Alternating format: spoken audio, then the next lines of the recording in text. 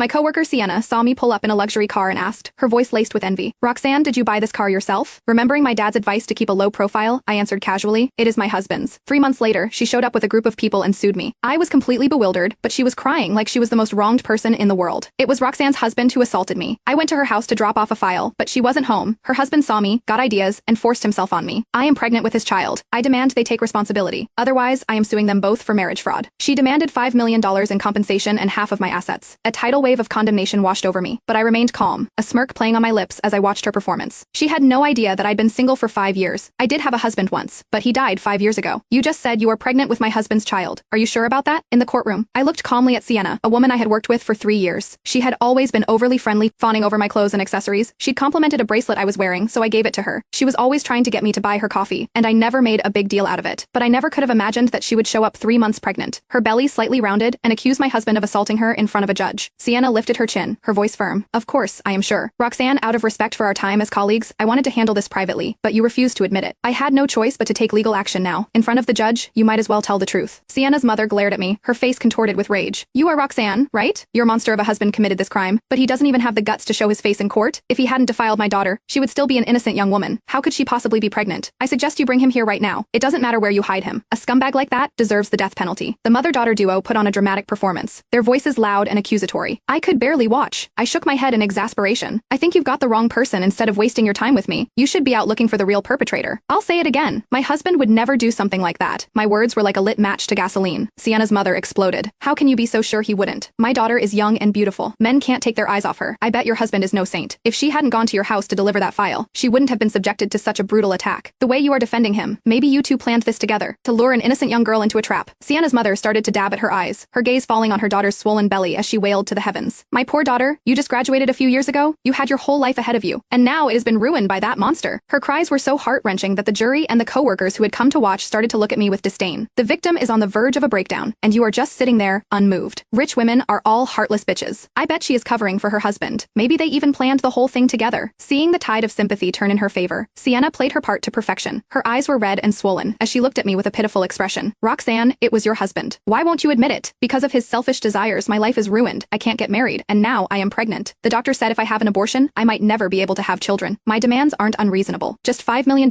for emotional distress and a share of your assets. After all, I am carrying your husband's child. Your family is well off. Can't you spare that much? A smirk played on my lips. There it is. The real you is finally showing. This has always been about money, hasn't it? Just pin a crime on me that is impossible to disprove. Sienna, you are more cunning than I gave you credit for.